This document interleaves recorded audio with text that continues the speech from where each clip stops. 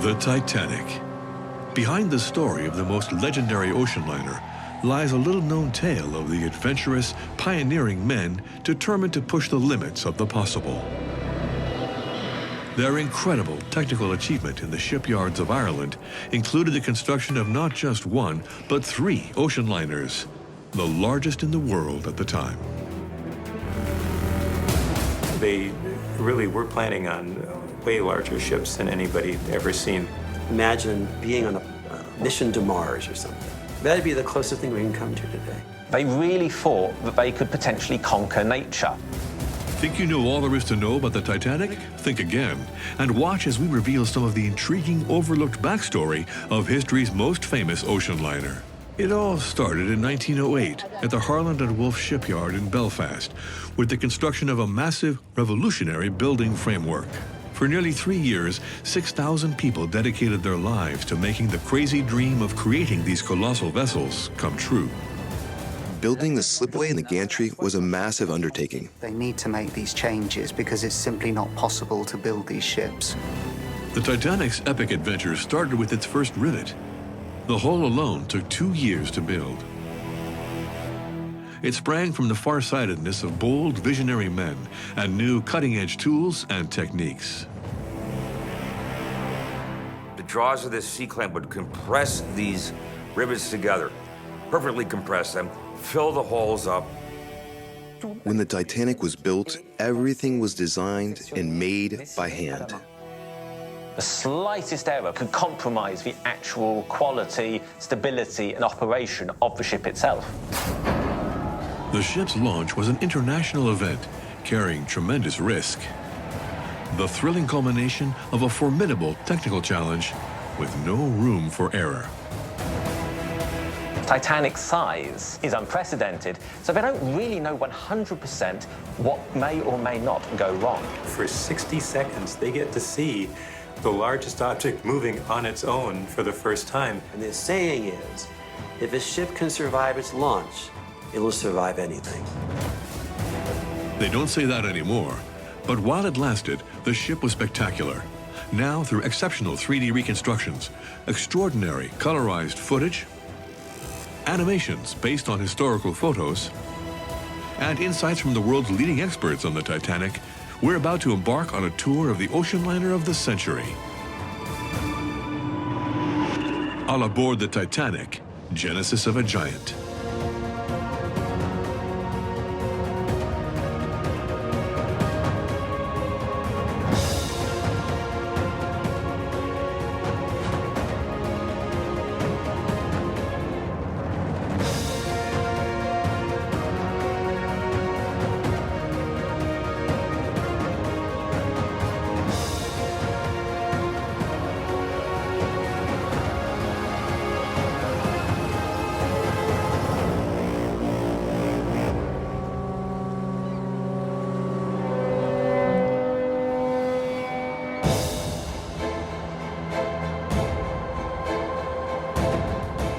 Belfast, Northern Ireland.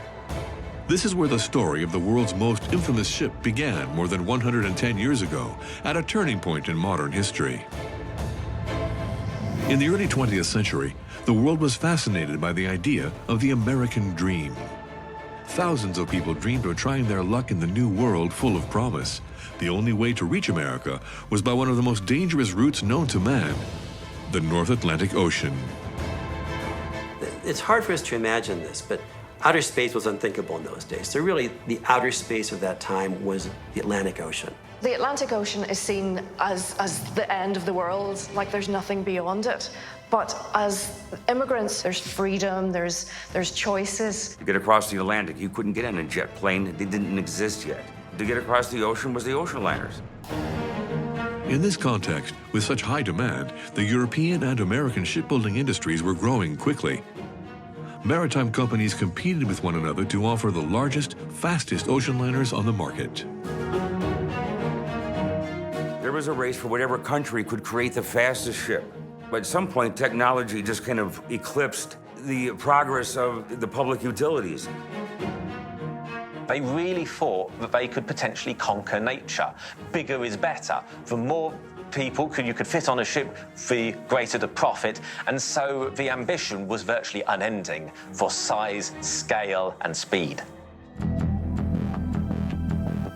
Two British companies dominated the market, White Star and Cunard. These two competitors were locked in a fierce battle to beat records and attract as many passengers as possible, wealthy and immigrants alike. In 1907, Cunard introduced two monsters of the ocean, liners whose size, weight, speed, and capacity were unprecedented, the Lusitania and the Mauretania. With these two giants of the sea, the crossing from Southampton to New York took less than 6 days, a new record. This astounding human and technological exploit was a bombshell for their competitor, the White Star Line. Management knew they couldn't beat Cunard's advertised speed of 27 knots, the equivalent of 50 kilometers per hour. White Star are worried. Lusitania is the fastest ship in the world. It has revolutionary turbine technology. White Star don't think they can compete, so they don't look to speed. Instead, they turn to size, luxury, and safety. They're going to give you luxury and stability and a lovely calm ship, and they're going to make them the biggest in the world so that you'll feel that you're special when you're traveling on them. That is why they look to building the Olympic-class ship. Olympic-class ships.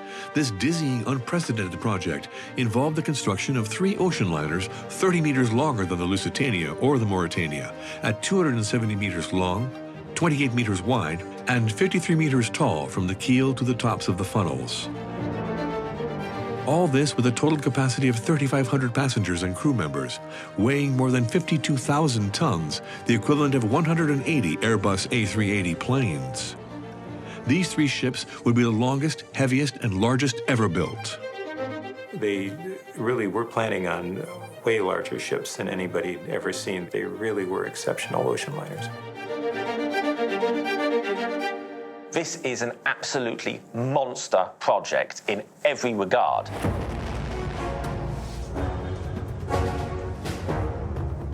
Their construction was made possible by American banker John Pierpont Morgan, who spent more than £1.5 million sterling at the time, the equivalent of $150 million today, on each of the 3 liners. Although these steel giants were designed by British architects Alexander Carlisle and Thomas Andrews, they came from the minds of 2 men. Bruce Ismay, the chairman of White Star Line, and William Peary, the greatest shipbuilder in the world. Peary has this great ambition to be the man to make the first 1,000-foot-long ship. They come up with names, arguably competing with Cunard's use of Roman province names. White Star turns to the Greek and the great gods. You have Olympic, and of course their great rival, the Titans, Titanic.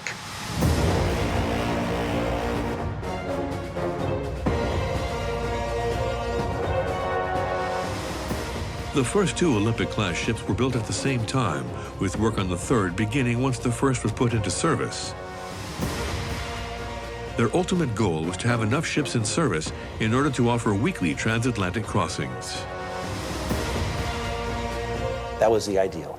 So you wanted ships going both directions simultaneously for consistency in passenger trade. Once every week, you could take one of these great liners. It would be in New York once every week. They would just rotate them out. The construction of these gigantic ocean liners was entrusted to the leading experts of the time, the Harvard and Wolff Shipyard in Belfast, Northern Ireland. For 50 years, these shipbuilding pros had used their imagination to push the limits of technology and make people's wildest dreams come true by building floating palaces that grew more extreme in size each year. If you didn't work in Harland and Wolff, your nearest relatives did. Everybody knew someone who worked in Harland and Wolff. It is like its own city. It's like GM in Detroit. Most of the people that live in Detroit work for car manufacturers. Well, most of the people in Belfast work for Harland and Wolff. That's a lot of people.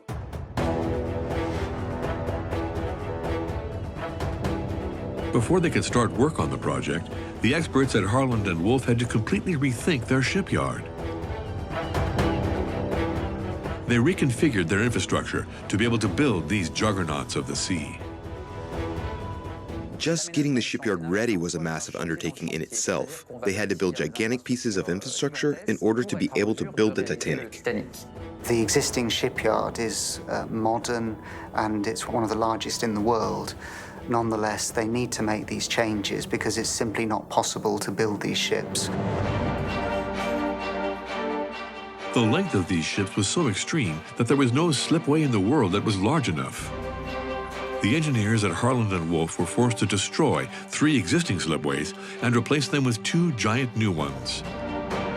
At 260 meters long and 80 meters wide, the size of 3 football fields, they were the largest slipways ever constructed, large enough to build the Titanic and the Olympic side by side.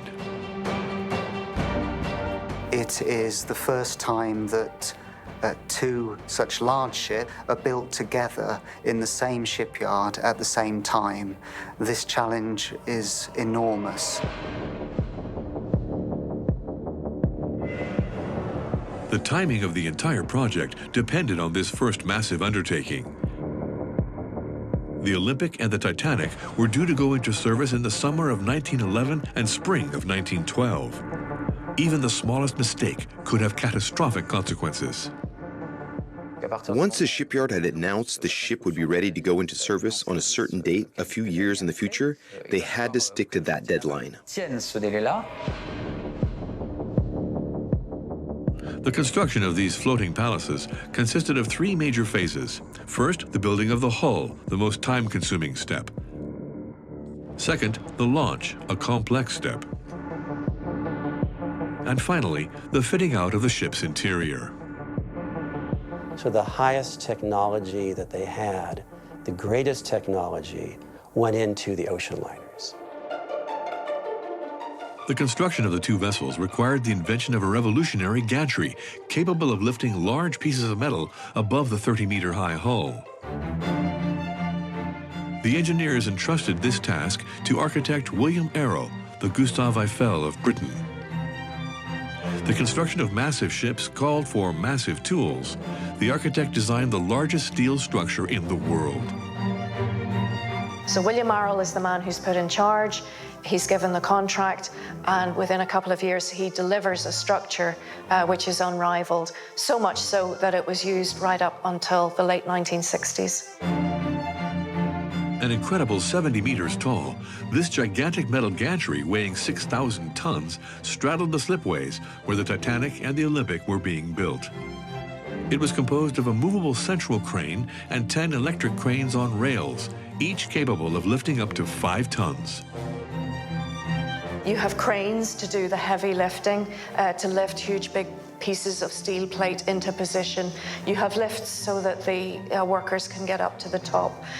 You've got all sorts of mechanical ways of getting people and things from place to place. The Arrow gantry was like a small city in itself. There were hundreds of people working there every day. Like a domino effect. One domino knocking down another domino, just to get to the point of to be able to start building these things.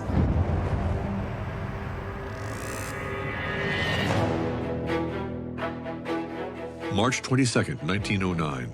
Work on the Titanic could finally begin. Nearly 14,000 people were employed at the Harland and Wolff shipyard in Belfast. 6,000 of them would end up working on building the ocean liners of the century. By the time construction on the Titanic began, work on the Olympic had been underway for 3 months. In the neighboring slipway, specially designed wooden blocks had been put in place in preparation for building to begin. These blocks would be used to build the first part of the ship, the keel. The first step in building a ship is to lay the keel. It is a symbolic moment, a bit like laying the first brick on a building. This is quite literally the backbone of the ship. If you imagine the spine in a skeleton, everything hinges on this particular part. It needs to be absolutely straight, absolutely level. It's imperative to get this correct. The keel was composed of several laminated steel beams assembled at the bottom of the slipway. These beams formed an immense metallic bar 50 centimeters wide and extending the entire length of the ship. The keel, this central piece, is really the foundation for the entire boat.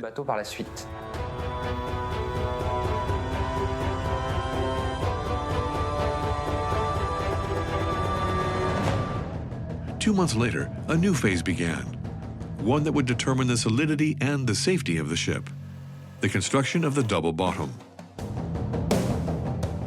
This double layer of metal boxes was a formidable shield against a ship's greatest enemy, flooding. A few decades earlier, they had realized the key to keeping ships afloat. In the case of a hole in the hull, there had to be a way to keep water from getting into the rest of the ship, or it would sink. If anything happened, if you hit a rock, you could simply be towed off of it, you wouldn't sink, you go back to the shipyard, they repair the bottom, you'd be fine.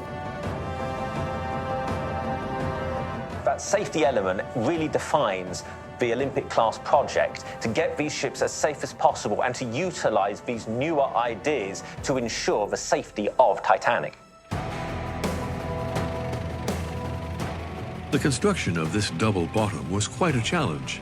The metallic pieces were assembled using a technique called riveting. Riveting was the superglue of its day. If it's metal, it was riveted. When they built the Titanic Olympic, such a big ship, they used the same techniques as other smaller ships, but not really sure how it's all going to turn out. 3 million rivets were used to build the Titanic. 1/3 of them were put in place using cutting-edge technology. This enormous machine, a hydraulic riveter. This is a new technology using giant pincers supported from an overhead crane. They're very fast, very efficient. It creates a very strong rivet, a very tight bond. They would put these into pre-punched holes, and the big C-clamp, the jaws of this C-clamp would compress these rivets together, perfectly compress them, fill the holes up. It was very expensive, but it ensured the rivets were put into place correctly. July 1909. 5 months after the construction began, the men started building the body of the ship, putting enormous frames into place. In shipbuilding, these are known as ribs. They provided the support structure for the steel sheets of the Titanic's hull. Frames, also known as ribs, literally like the ribs in a skeleton. They perform the same process. They create the shape of the hull, but also it is, of course, the main structural element, which, of course, everything else links into. The rib cage of the Titanic was composed of 300 pairs of 20-meter-high ribs. These ribs were a work of art. First, they were meticulously designed by the shipyard's engineers.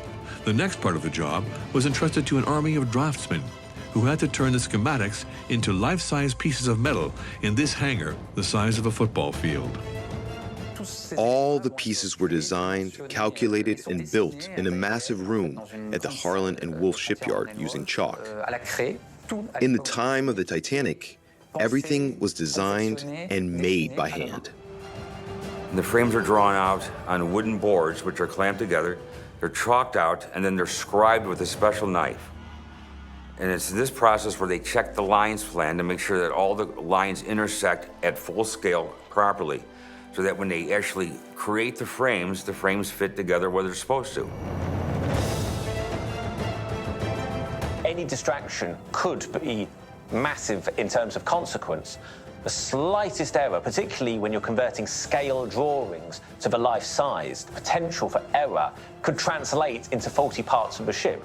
At best, this wastes time, but at worst, it could compromise the actual quality, stability, and operation of the ship itself. And these pieces had to be put in place with the utmost care, otherwise the consequences would be catastrophic.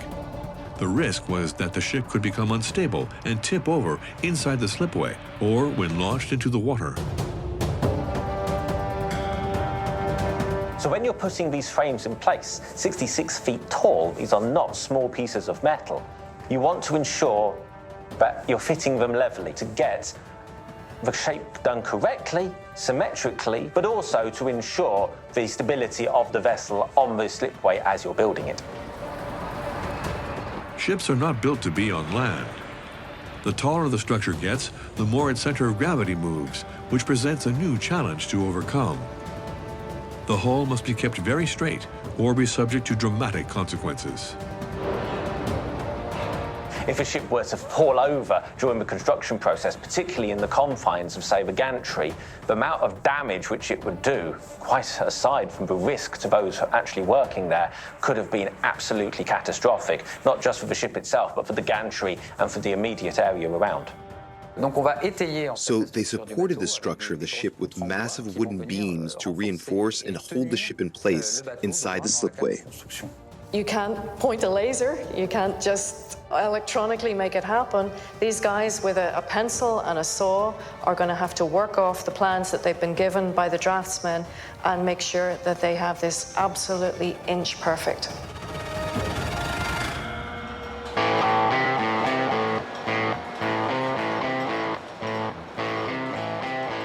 At the same time, the workers put the interior frame of the vessel into place. Hundreds of metal columns and crossbeams reinforced the hull of the Titanic. You have to imagine it like a sort of massive grid with pillars to help the ship keep its shape. Otherwise, the hull would quickly become deformed. It all is a process, that all works together. You can't just put up the shell plates without putting internals up to hold it up. April 1910. More than a year after the keel was laid, the structure of the Titanic's hull was finally complete. It was now ready to be covered in its metal casing. This sheath was composed of 2,000 sheets of steel. The largest measured 10 meters long by 2 meters wide, and they were an average of 3 centimeters thick. Each sheet weighed nearly 4 tons. These rectangular sheets came from the best steelworks in Ireland and Scotland. Steel is used and tested to the highest standards of Lloyd's Classification Society to make sure that the steel is of the right quality and the right strength to use on such a large ship. Titanic's metalwork was perfectly acceptable for the day. It was about as good as you could possibly get. Once the sheets arrived at the Harland and Wolff shipyard, they were sent to the workshop, where holes were drilled in them with the utmost precision. These holes were meant to be filled by the rows of rivets that would render the Titanic's hull perfectly watertight. You have two metal plates overlapping each other, and they have holes in them, and you line up the holes, and then you put a red-hot rod through there.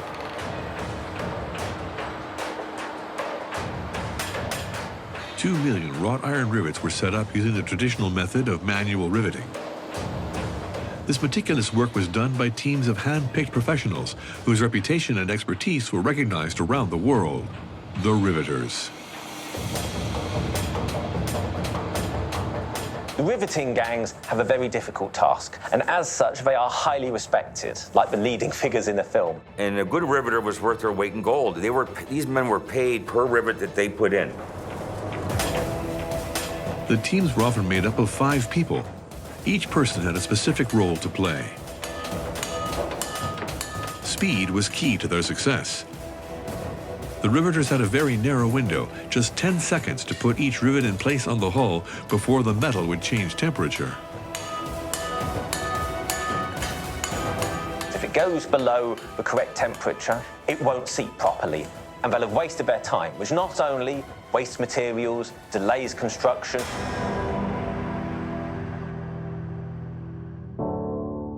2 years after the keel was laid, the Titanic's hull was finally complete.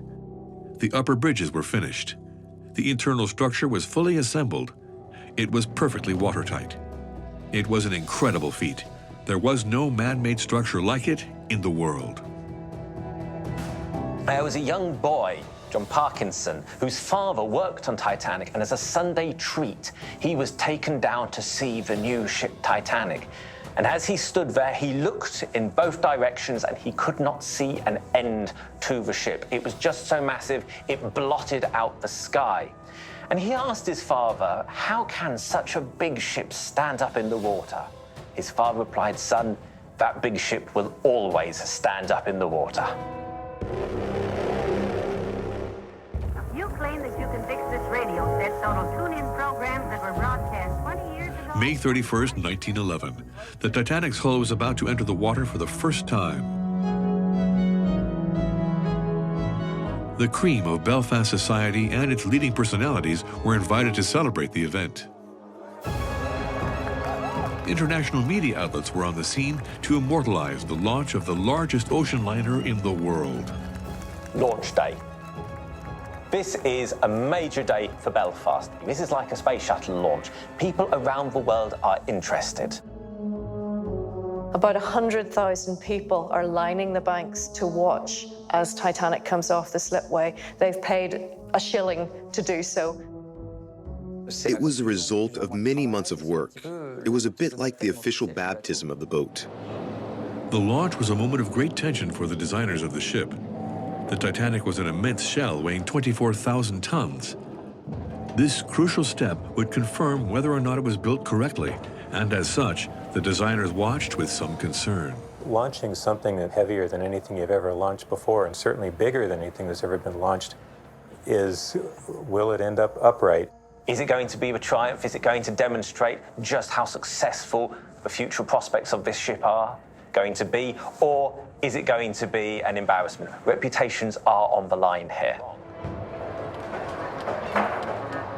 In order to prevent such a catastrophe, the operation was planned down to the last detail. First, the workers would remove the wooden blocks supporting the Titanic's hull, a delicate operation. They had to remove the elements holding the boat in place at the last moment, and in exactly the right order, so the ship would remain stable until the last possible moment. A poor man got his legs trapped underneath a couple of days before launch when they were knocking away the staging, and that he died from the injuries. Some people say she wasn't launched in champagne, she was launched in the blood of that man, James Dobbin. Before it was even launched, the Titanic already had blood on its hands. A total of 17 workers died during the construction of the biggest ocean liners of the century, 8 of them on the Titanic alone.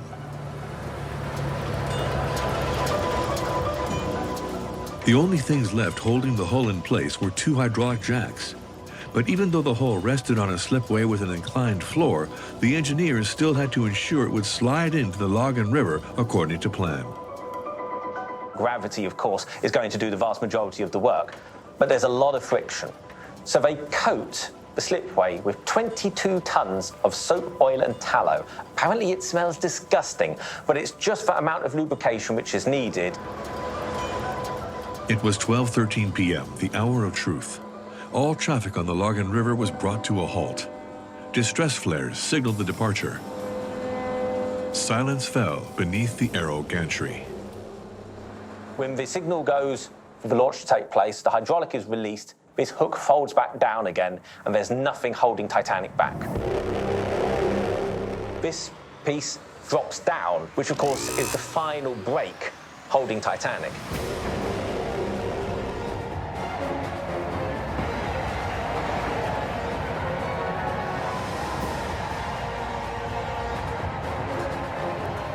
And then the weight of the ship just pushes it down to the water. Really, the launch was, you'd hold your breath. To come from a city like Belfast on the edge of Europe, you have the biggest man-made object ever moved, sliding down that slipway. That is an amazing thing to get your head around.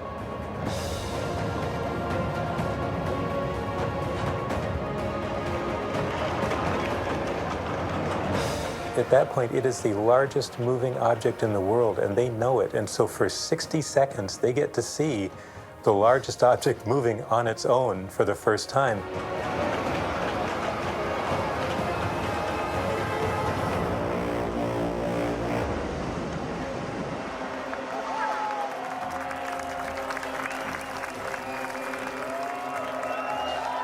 The launch went exactly according to plan, as hundreds of people looked on in fascination.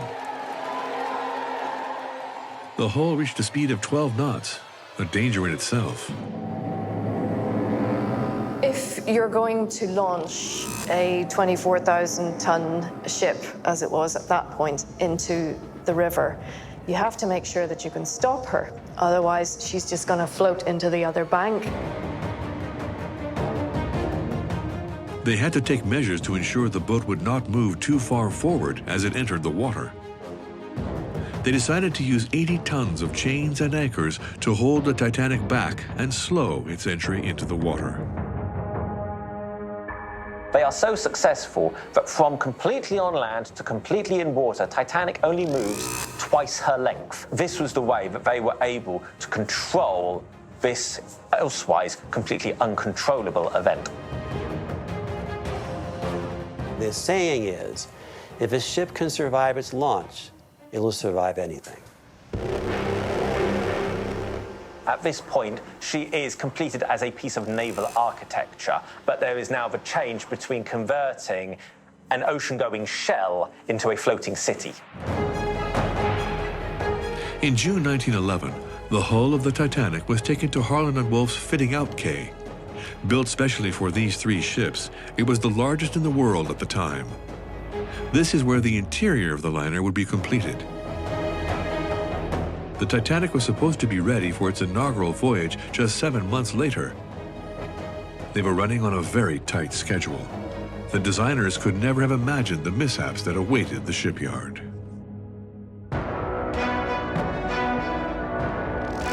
It all began with the integration of the heaviest parts, the beating heart of the ship, without which this giant of the ocean would remain immobile, the propelling machinery. The avant-garde technology of these engines far outweighed their competition. The Harland & Wolff Shipyard and the White Star Line decided to equip the Olympic and the Titanic with a combination of two different types of propelling machinery: reciprocating engines and steam turbines. They already had turbine technology, they already had reciprocating engine technology, but to combine the two together was unique. These components were made in the Harland & Wolff warehouses. They were built at the same time as the hull. They were shining examples of technology and human ingenuity. The engines of Titanic were the largest built at the time, 4 stories tall, triple expansion, 4 cylinders. The engines in particular are like a model kit. They're built on land, tested thoroughly to make sure that they work, and then they're subdivided into all the major components.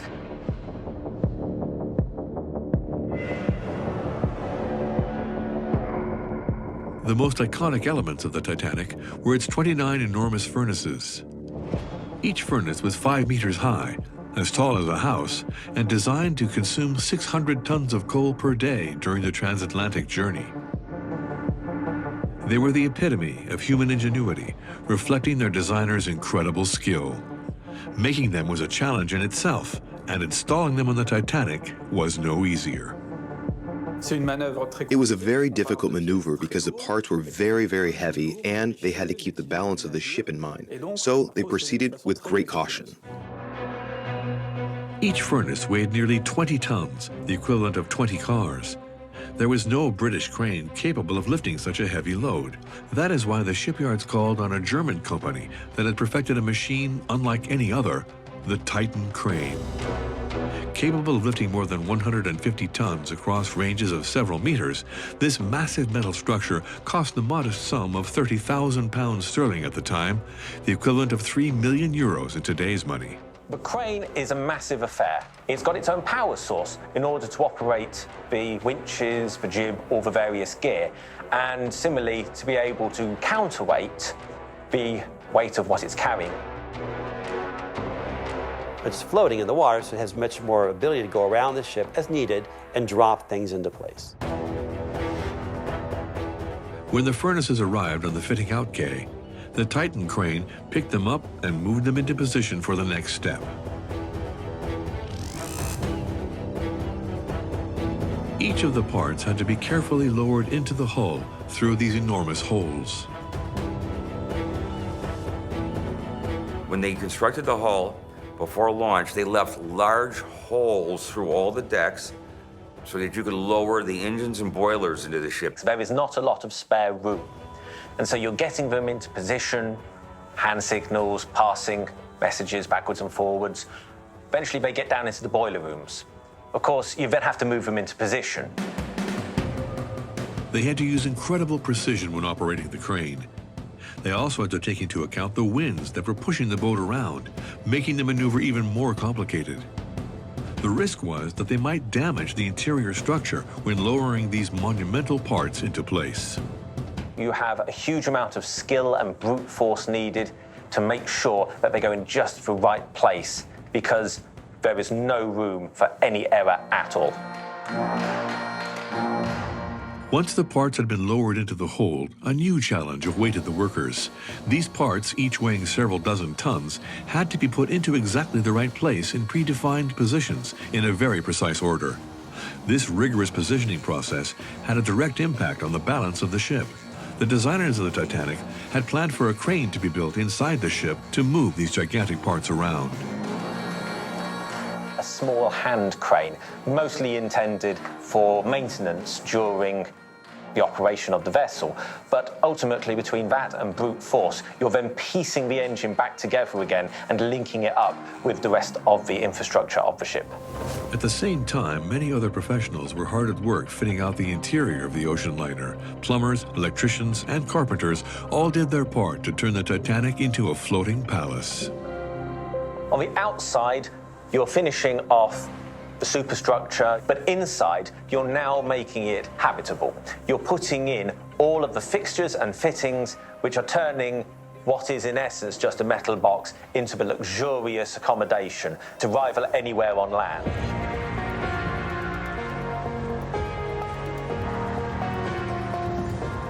Nearly 2.5 years after construction had begun on the Titanic, it was finally time for the moment everyone had been waiting for: the installation of the funnels. The 4 monumental cylinders were over 20 meters tall, as high as a 6-story building. They were said to be wide enough for 2 trains to pass each other inside. So this was a massive undertaking. They were built on site, then had to be moved and lifted into place by the giant crane. The funnels also had the distinctive characteristic of being a single piece and arrived on the fitting out quay in one piece. The Titan crane, which the shipyard had bought, was used to move them directly from the quay onto the upper bridge of the boat. The installation of the funnels was a huge technical challenge. They had to be positioned more than 20 meters above the holes specially designed for them. The smallest error could be fatal. The worst thing that can happen is if the funnel is dropped when it is being lifted onto the ship, because that would cause enormous damage. You do not want this to go wrong.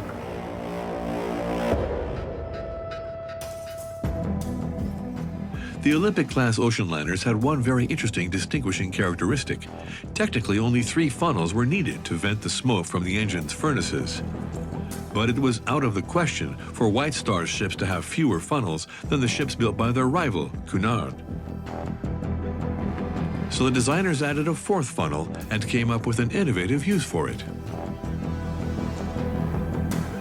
White Star wants to make sure it's at least on a par with its main rival. The 4th funnel, some people refer to it as a dummy funnel, but it did actually have a use. It was for ventilation, also to go down to the kitchens to let the kitchen smells away. So it's not doing nothing. It does have a very distinct purpose. Inside the ship, the Titanic was starting to take shape. The cabins and living areas were designed around the 15 metallic dividers that spanned the hull from the keel halfway up the boat. In addition to the double bottom, the partitions were an extra safety measure in case of flooding, dividing the ocean liner into 16 completely watertight compartments. These watertight compartments divided the hull of the boat into a series of compartments that were independent from one another, so that if water were to start coming into one of them, it would only affect one part of the boat rather than the entire structure.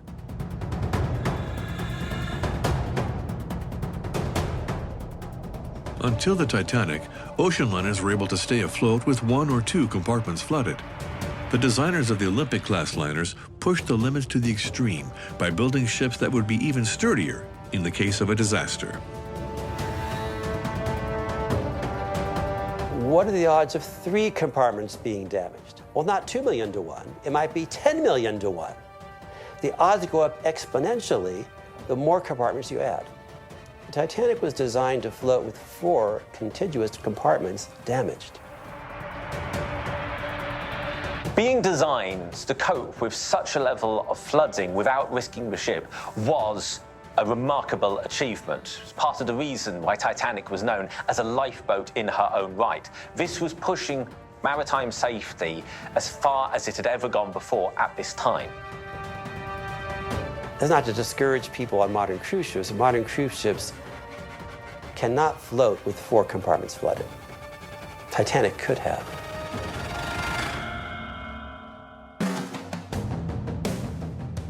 The Titanic's visionary engineers explored new technical possibilities to push the limits of human achievement to the point of perfection.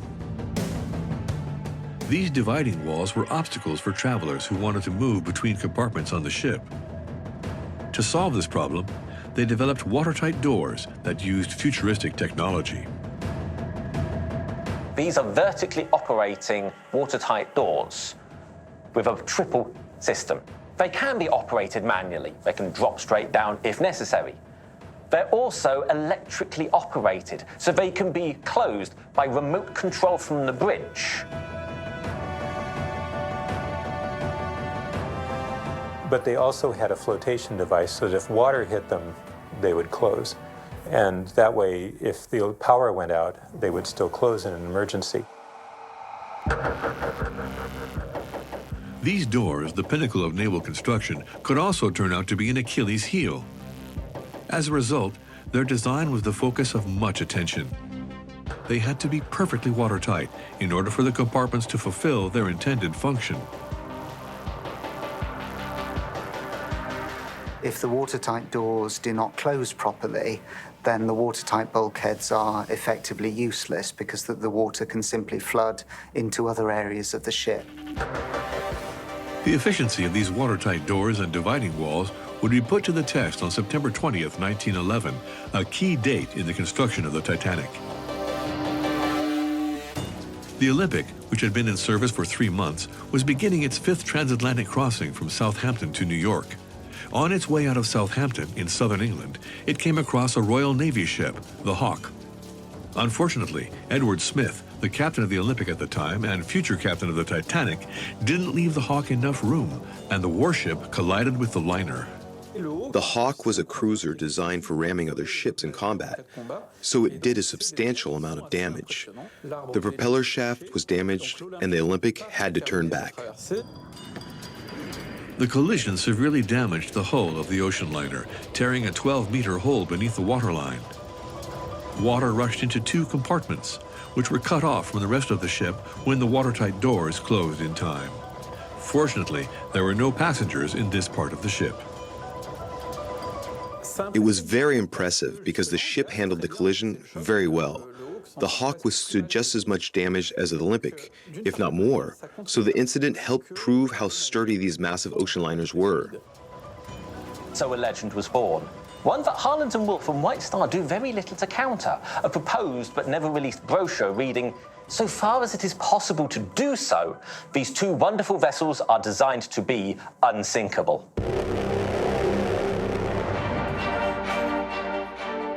While the proof of the Olympic sturdiness may have been an argument in favor of the White Star Line, this accident only created more work for Harland and Wolff. The ship was taken to Belfast to be repaired in the enormous dry dock known as the Thompson Dock. It was specially designed for these unsinkable boats and was unlike any other dry dock in the world. The dry dock is an amazing piece of engineering.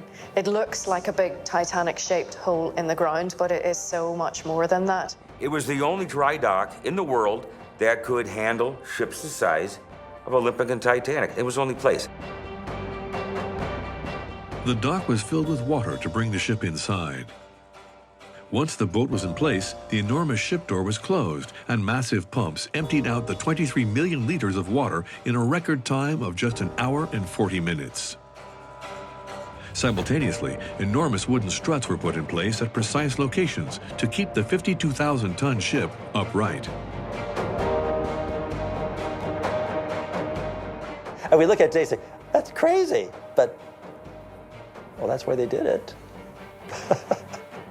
you had to put them in the right spot because many of them, because otherwise, because one, it would punch through the hull, the ship would still keel over.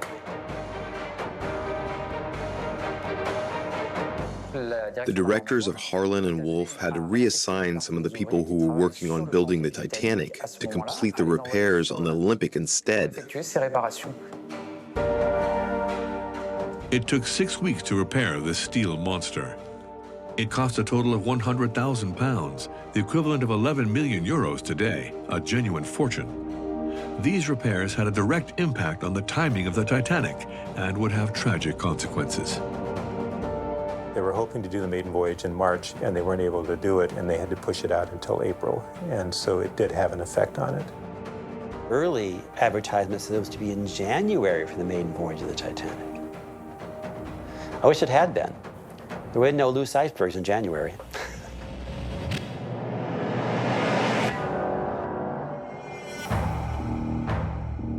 January 1912. The Titanic was nearly finished. In 3 months, it was supposed to be in New York. It was now its turn to be moved into the Thompson dock for the final touches. As well as that, you're going to paint the ship and you're going to give it its final bits of plumbings and electrics. So Titanic is in the Thompson dock for about 6 weeks. Now all the finishing touches are made. This includes the installation of the 3 enormous propellers. The 2 molded steel side shafts weighed 38 tons each. The blades of the propellers were carefully bolted to the boss. The central shaft of the turbine was completely different and very modern. This work of art was a single piece made of a manganese bronze alloy. Installing these shafts was the last challenge facing the builders. Putting the propellers in place was just as delicate as anything else, if not more so, because there's very little space and you now have a complete ship which you don't want to damage.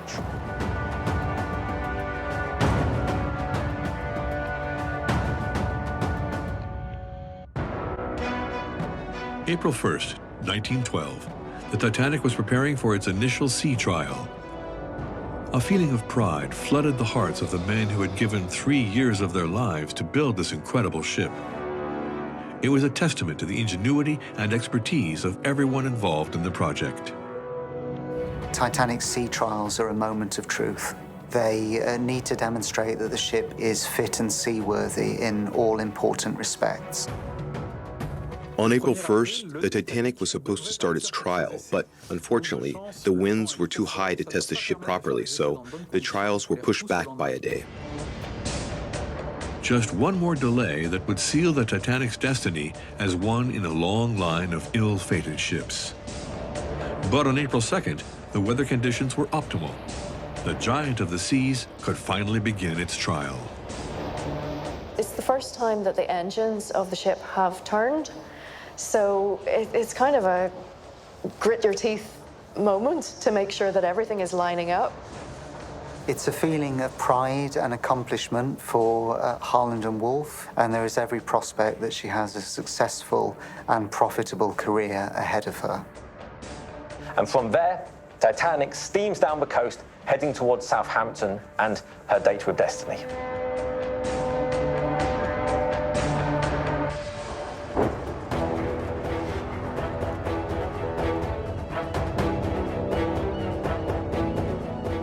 The day after the trials, on April 3rd, 1912, the Titanic reached Southampton in southern England. It was here that the first passengers of the maiden voyage would board the ship a week later. Inside the ocean liner, the job wasn't finished yet. Many workers were hurrying to make final adjustments before the ship's departure. There's still bits which need painting. Some cabins aren't quite complete. The heating system in a few second-class cabins ultimately leads to complaints because it's not particularly reliable. You had to go through and make sure all these things are in place, and if there were any last-minute issues with carpeting that had to be finished being laid, overall just, doing all the touch-up. Wednesday, April 10th, 1912, the day of departure. The event was celebrated with great pomp by the international media. The Titanic, heavier than the Olympic, was at the top of the podium. It was the single largest ocean liner in the world. Every kid in Southampton skipped school so they could go down and get somewhere near the dock and watch the ship sail. As passengers board Titanic at Southampton, there are some concerns lest anything would go wrong with a new ship. But as a crewman said, God himself cannot sink this ship. The first passengers finally got a peek at this floating palace. The Titanic was unlike any ship ever built before. Its refinement pushed the limits to the extreme. Even the third-class passengers had never seen anything like it. The passengers had electric elevators, along with very luxurious and comfortable lounges. You have all of these different provisions to make Titanic a stay on board like being in the finest hotel in the world. Imagine being on a mission to Mars or something. That'd be the closest thing we can come to today. 12:15 p.m. on Wednesday, April 10th, 1912, the Titanic weighed anchor at the port of Southampton, a day that would go down in history. 5 tugboats escorted away from the dock this Titan, the crown jewel of commercial sailing and pride of the White Star Line and of the Harland and Wolff shipyards. But the event nearly turned into a nightmare. And as Titanic is passing along the line of moored ships, the suction from her engines, just as with Olympic and Hawke, grabs at the line in New York. New York's mooring ropes split and the ship drifts towards Titanic. There's almost a collision. Smith jumps in, orders full astern on the port engine. They stop with mere yards to go. Not an auspicious start to the maiden voyage. As it turns out, the New York was the second-to-last obstacle and final warning of the tragic fate that would await the Titanic.